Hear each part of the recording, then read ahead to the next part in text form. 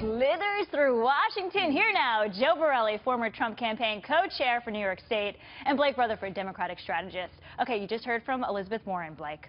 And even Bernie Sanders, he called this unfortunate that Barack Obama is accepting a $400G payday. Are you stunned, Blake? I'm not stunned. I think we need to take a step back and remember that in 2008, Barack Obama received more Wall Street contributions than any other candidate, and then what followed was Dodd-Frank and financial regulatory reform. True. He's been pretty tough on Wall Street. And remember, this money goes for a speech that's going to be at a health care conference. Certainly an issue that we're talking about today as we continue to see the Republicans struggle on fulfilling their 6-year promise to repeal the Affordable Care Act. So I'm certainly not stunned. He's not the first ex-president to accept speaking fees, and he won't be the last. I suspect when the Trump time is over at 1600 Pennsylvania Avenue, he'll give a paid speech or two as well. But, Joe, I thought Barack Obama was supposed to be the champion of the 99%. He just gave a speech talking about community organizing and the value of that. And yet you hear him, you know, hobnobbing with Hollywood and going kite surfing with Richard Branson. Is there a disconnect here? Right. Barack Obama ran against the 1%. He vilified the 1%. And now he's as 1% as they come with a net worth. I mean, people talking about multi-million dollars. I think the funniest thing about that clip from Elizabeth Warren is she's describing a chapter in her own book. So even while she criticizes Barack Obama for trying to make money off speeches, she's plugging her own book, which she's trying to make money off of.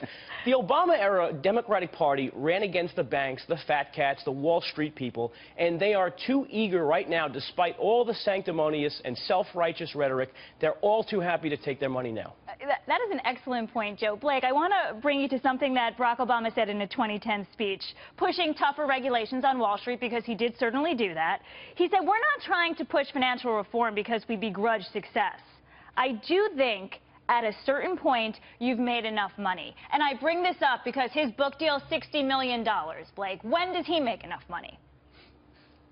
Well, I mean, I think it's very easy for Republicans to talk out of both sides of their mouth, considering the candidate they just put up for president and the lack of transparency in his entire financial enterprise, including failing to release his tax returns. Certainly a post-presidency is going to bring about some economic opportunity. It has for many presidents. And so I don't think you can criticize Barack Obama for a lucrative book deal any more so than you can criticize other past presidents for that kind of interest. I really think at the end of the day, this is much ado about nothing. Our eyes and attention need to be focused on the current president, his lack of financial transparency, the wrath of criticism that he's received, and his inability to get anything done. It's been 100 days, and there's nothing to show for it. Let's talk about that. There's a 1,208-point gain for the Dow Jones Industrial Average. Joe, I'll leave you with the final thoughts here. And the slowest first quarter economic growth that we've seen in years. He's just getting started. So let's be mindful. Cuts have not come in.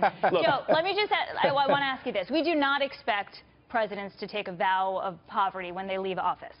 But a $400,000 speaking fee is double what Bill Clinton got. Right, and if you haven't remembered, the speaking fees the Clintons got were a thing during 2016. I don't want to be a hypocrite. I'll be clear. If any publisher wants to pay me a lot of money for a book, I'm happy to accept it. But if I had started my presidency in 2009 by saying I'm against all fat cats in Wall Street, his quote, not mine, I would have a hard time accepting that much money from those same people. Joe, Blake, have a beautiful weekend, both of you. You Thank too. you.